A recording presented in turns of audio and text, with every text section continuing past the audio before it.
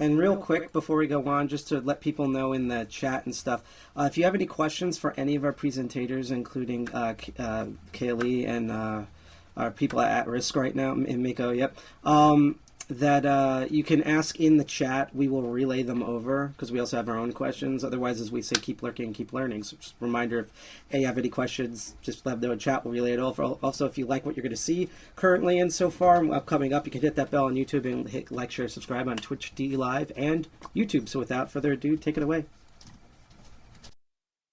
Excellent. Well, thank you so much. And sorry about the delay in getting everything sorted out here, but I'm glad that we're kind of rolling now. Oh, don't be sorry. Everything's like a bad pirate ship. We've been through way worse that we've caused ourselves, so don't worry.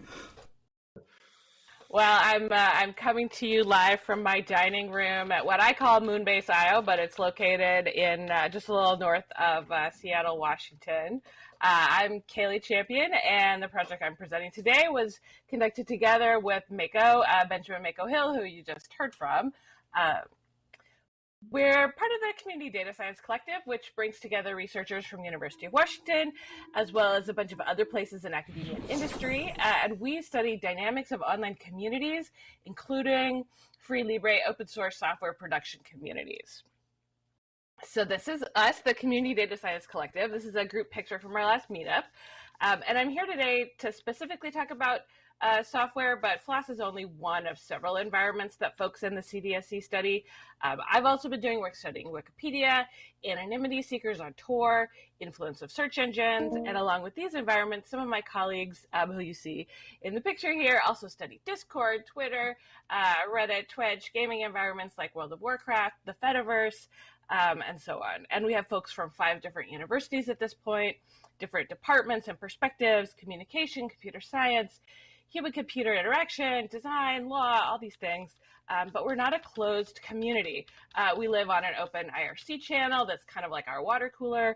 It's on OFTC, and we're on the community data channel. We invite folks to join us if they're interested in thinking about how to do science, about online communities. You can come hang out with us. Maybe half the people in that community data channel are non-academic folks. And I have a context slide at the end if you want to check that out. We release our data and code openly. We post papers without paywalls. And we're always grateful when we can talk directly to tech groups, enthusiasts, hackers, activists, and so on. So thank you so much for this opportunity. We're super thrilled to be here. And I want to share our appreciation for the Ford Sloan Digital Infrastructure Initiative that made this project possible. The research project I'll share with you is a published project that was presented at the IEEE International Conference on Software Analysis, Evolution, and Reengineering, which they call SANER 2021. So many of you are probably familiar with the Heartbleed vulnerability, but if you're not, it's basically a textbook example of not only system cracking, but also software neglect and a struggle to respond to software vulnerability. The Heartbleed vulnerability was announced in 2014, affected the security of SSL traffic worldwide. SSL puts the S in HTTPS, and a vulnerability in SSL therefore means that any supposedly secure web transaction could be at risk. So despite this global reliance on the package for commerce and communication, at the time when Heartbleed was discovered, the development team for OpenSSL was only 4 volunteers. So think about that for a moment. That's a very part-time effort for something that the whole internet is depending on. Banks, online stores, all our communication systems. And this event raised concerns that there may be other vital pieces of software out there acting as infrastructure that are similarly neglected. So this perspective, software as infrastructure, I just want to give you a couple of shout outs to other places that you can read and hear more about this, and then I'll kind of move on to my project. The tale of Heartbleed is really laid out nicely in this book, Roads and Bridges. She tells that story really well, Nadia Egbal does. If you're interested in reading more about the threats that vulnerabilities like Heartbleed pose, then the second article takes that kind of cyber warfare perspective on Heartbleed. It's from these researchers in Sweden. I mean, it's published in the Military Communications Journal. So it's kind of an interesting article if you're interested in that kind of stuff. And if you're interested in how Heartbleed itself was tackled and resolved, this paper from James Walden about Heartbleed was published in the 2018 Mining Software Repositories Conference. All right. So OpenSSL is one of a vast range of free Libre open source software or FLOSS projects like GNU Linux, Python, Firefox, Apache. These projects are developed largely by volunteers. They select their own tasks and priorities, and this can be a real advantage. As Yochai Benkler points out in Wealth of Networks, individuals can very efficiently match their interests and skills to tasks. Networks let us distribute effort out there, and version control tools let all those contributions then be combined. This is an efficiency gain, but it may come with a substantial drawback. As FLOSS has grown in popularity and become infrastructure on which modern commerce and communications rely, what if the tasks that volunteers select are not the tasks most needed by the public? What if neglected infrastructure, most in need of repair, has invisible problems? And how do you prioritize among the many crumbling roads to choose where to focus your repair attention? This project is part of our answer to this challenge. And our insight into this is derived from a basic expectation of infrastructure. We all might hope that the most important components of software infrastructure, those bridges that we're driving over the most often, are also the ones with the highest quality. Use the most, highest quality. You'd expect those things would line up, but not always. How do you detect those cracks, those mismatches in virtual cement? How do you detect those at-risk infrastructure components before they cause major failures? Bugs and bad software are everywhere. So what's just part of that kind of usual tide of break and fix, and what's a red flag? What's actually crumbling away beneath us, and how do we tell? So we call the strategy we use to detect risk relative underproduction analysis. And that might sound a little like an economist when we talk about this stuff, because there's this direct inspiration from supply and demand. In a market, supply is aligned with demand using price, but what aligns supply and demand for something that's free? This sketch shows how we might think about the relationship between supply and demand, which we think of as quality and importance with respect to software. So in those cases where importance meets quality, we would call that component aligned, not by price, just call it aligned. Supply in terms of quality meets demand in terms of importance. But that alignment is often not the case. That software infrastructure can be misaligned. So here in this little kind of blue circle, where quality is high but importance is low, we would call that overproduction. So not a problem other than maybe some wasted effort. Alignment, that's our match between quality and importance. That's the ideal case. Quality meets the importance of the software. And we have particular concern for software that falls to the right of this diagonal over here, where heavily used components are relatively low quality. That's a problem. So underproduction occurs when importance is really high, but quality is really low. That's when we're at risk. So we developed a 5-part approach for identifying underproduction. I'm going to walk you through the steps and then describe how we applied this general method to a specific case in Debian. All right, so first you want to identify a body of infrastructure where you can make some useful kind of comparisons among the projects. Step 2, you want to identify some kind of measure of quality. So underproduction is about quality and importance. Got to measure quality somehow. Measuring quality is surprisingly difficult in software, by the way. I won't describe that in full today, but I could talk for a long time about how hard it is to measure quality in software. Computer science doesn't know how to do it any better than anybody else. Identify a measure of importance. That's our other part of underproduction definition. Step 4, we have to figure out some relationship between quality and importance. I was talking about one kind of meeting the other. So how do we think those two things should be related to one another? And then step 5, test for deviations to find that relative underproduction. Here you're looking for the things that don't fit your definition of how quality and importance should be related to each other. All right, so that's our 5-step method for measuring underproduction. So a couple just points of emphasis here. We see this as a general method. We were originally inspired by work studying Wikipedia. There are other kind of bodies of infrastructure other than the ones that we analyzed that could be that this could be applied to. There's other ways to measure quality, other ways to measure importance than what we'll present here. All right, so now we're going to take those 5 steps and show you kind of the case that we applied them to. So the case we used was Debian. That's our body of digital infrastructure. And this is a pretty valuable site for study all on its own, even absent kind of the broader project we're looking at here, because Debian is the backbone of Linux web serving worldwide. That's a very broad view of packages in that distribution. And we extracted data from Debian's public repositories for this analysis. They were very kind in sharing that material with us and making those things public and open, including their bug tracking system and their release databases. For our measure of quality, hold on to your hat just a little bit here, we use speed of problem resolution extracted from bug reports. So measuring bug resolution takes some specific handling. At any moment, many bugs are going to be open, new bugs are going to be getting reported and getting closed. So if what we care about is how long it took to fix them, we don't want to drop all of those that are still open. I mean, our measure is duration or speed, but if we don't have an end date, what do we do with that data? We don't want to drop it. Those have a lot to contribute.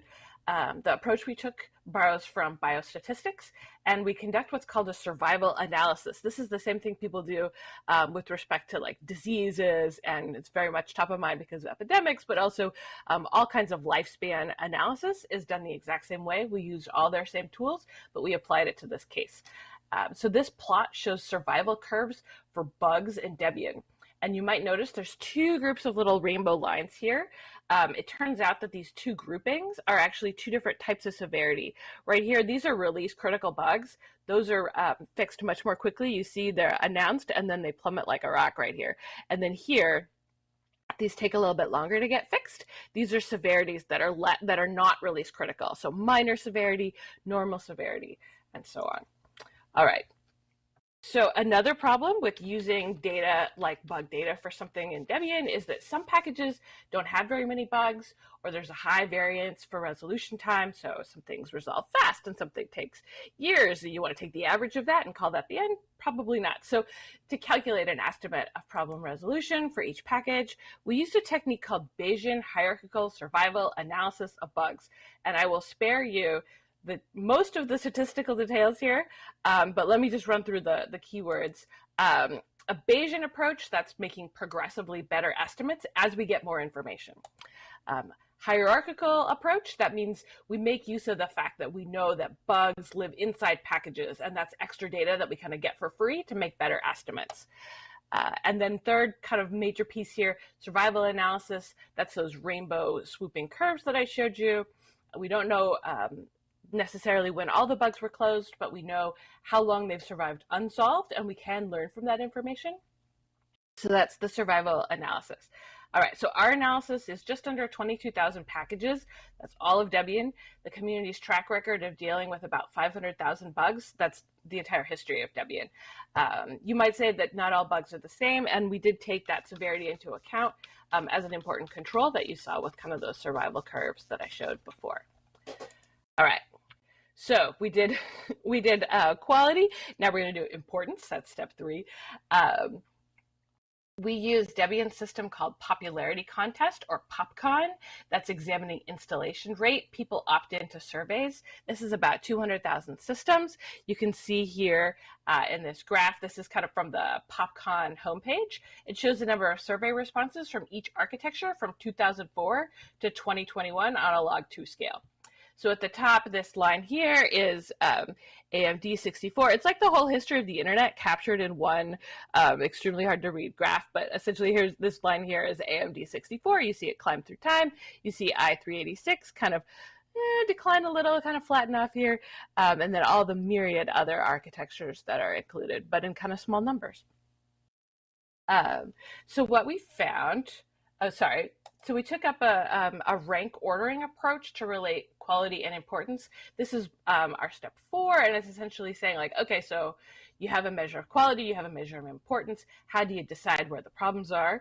The idea here, it's kind of simple, which is that the most important software should also be the highest quality software. 1 to 1, 2 to 2, 3 to 3, and when they're offset, that's a problem. The further offset they are, the worse the problem is. So that's rank ordering. And then the last step here, is to test for those deviations. And where the rank order of quality and importance is diverged, we characterize that package as misaligned. It's either overproduced or underproduced in the language that I showed you kind of with that sketch at the beginning of the talk. So what we found is that underproduction is significantly widespread in Debian. And this shows that underproduction factor for each package. It's a Bayesian approach, so these are not points, they're distributions. Each one of these horizontal or vertical rather lines is the 95% credible interval for our estimate. So on the left here, these are the ones where it crosses 0. This is kind of the 0 line. So we don't know for sure which side of the line it might go to because it's crossing the 0 point. But on the right, we can be quite confident because those lines don't cross 0. This greenish smear right here is all of the packages that are overproduced. And then the blue, that's our trouble spot. That's all the things that are underproduced. And this represents more than 4,000 underproduced packages out of that 22,000 that we looked at. This is all software that may be at risk because of that mismatch between quality and importance. All right, so we walked through the 5-part method, Debian case. I'm going to talk just a little more about what we found when we applied this method to Debian. What is in that color smear? Here's where kind of a heat map version of that exact same data that you saw on the color smear slide. This dark zone right here, that is all those underproduced packages. This is where they live. They're in kind of this trouble zone. All right, so here is a list of the 30 worst packages in Debian. I feel kind of bad, like I owe somebody a coffee or a beer or something every time I give this list. But this is the most extreme kind of underproduction issues in Debian. These are the 30 with the greatest concern. The most extreme example on this chart is GNOME Power Manager, managing power consumption. Not only do serious GNOME Power Manager bugs take a very long time to be fixed, it's widely installed in Debian. And I want to share 2 kinds of observations about the results that we got from this study. I'm going to talk a little bit about a long tail of GUI underproduction, and then I'll talk about what implications this work might have for tech communities like y'all. All right, so this is that table of the 30 worst that I showed you before. And one observation we had is that 12 of the 30 kind of packages in this list are actually, this is pieces that are part of that windowing system, that GUI interactive part of an operating system. So GNOME, KDE, X Windows, or they're oriented to kind of desktop uses. So that would be the Mesa 3D graph. Oops. Well, it had to happen at some point that I overclick. All right. Mesa is a 3D graphics library. Blues is part of the Linux Bluetooth stack. Record My Desktop screen capture program. Those of us who are familiar with the history of GNU Linux in the early days as kind of a desktop operating system, we may not be super surprised by this result. The OS has come a long way since those early days, but maybe not far enough. And lest you think that these are picky kind of aesthetic issues, if you go in and inspect the bug list of each of these packages, you will see many very serious bugs. And ultimately, I would argue it doesn't matter what you use a component for. If it takes the system down or opens it to attack, you have a problem.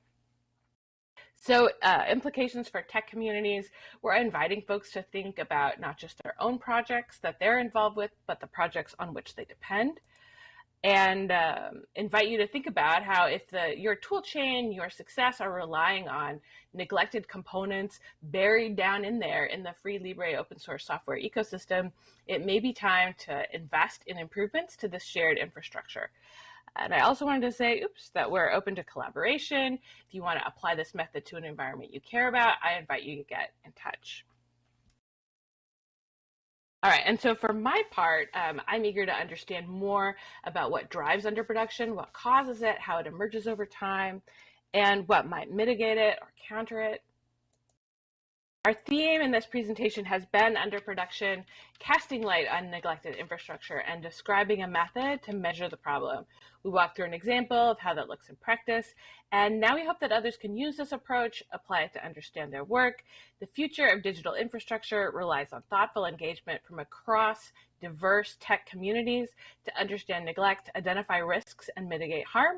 Measuring quality and importance are key to this. So let's continue the conversation. And thank you all so much. Awesome.